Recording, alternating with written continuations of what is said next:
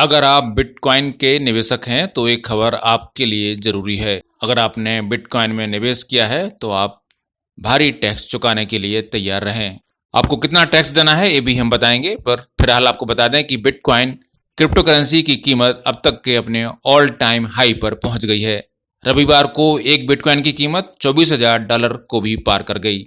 24 घंटे में दुनिया की सबसे प्रसिद्ध क्रिप्टो करेंसी बिटकॉइन की कीमत में 1.31% की ग्रोथ हुई है। 7 दिन में इसकी कीमत में 20% से अधिक की ग्रोथ हो चुकी है।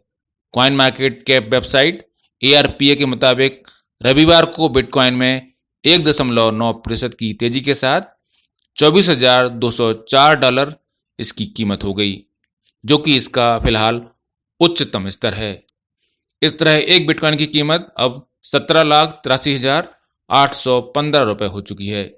आपको बता दें कि इस साल दुनिया की सभी करेंसी का रिकॉर्ड तोड़ते हुए बिटकॉइन की कीमत में 350% का इजाफा हुआ है। किसी भी मुद्रा की अब तक की सबसे ज्यादा सालाना ग्रोथ है।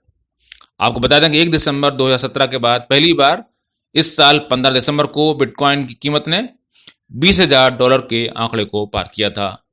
दिसंबर 2017 में एक बिटकॉइन की कीमत करीब $20,000 तक पहुंच गई थी। पिछले एक सप्ताह में इनकी कीमतों में $3,204 यानी 2.3 लाख रुपए की बढ़ोतरी हुई है।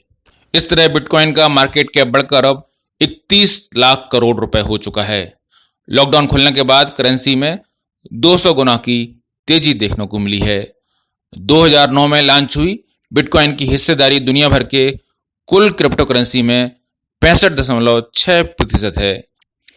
आपको बता दें कि इस क्रिप्टो करेंसी को स्टारबक्स, माइक्रोसॉफ्ट और डेल जैसी कंपनियां पेमेंट के मोड के रूप में भी स्वीकार करती हैं, यानी आप इन कंपनियों को क्रिप्टो करेंसी जैसे बिटकॉइन और इथेरियम में भी भुगतान कर सकते हैं।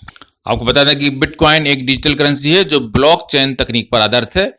इस तकनीक के जरिए करेंसी के ट्रांजैक्शन का पूरा लेखा जोखा रखा जाता है।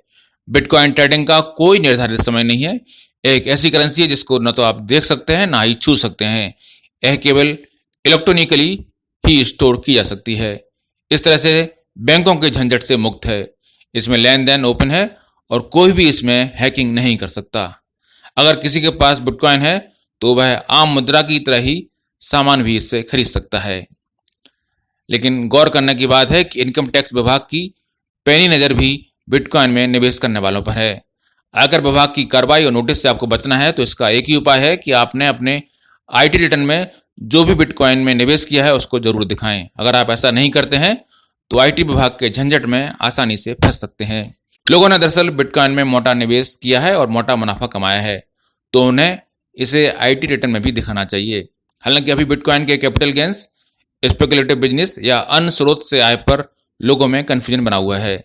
जानकारों के मुताबिक जब तक इनकम टैक्स विभाग की तरफ से कोई रूलिंग नहीं आती है तब तक बिटकॉइन में निवेश करने वाले लोगों को उस पर 30% के आधार पर टैक्स चुकाना चाहिए।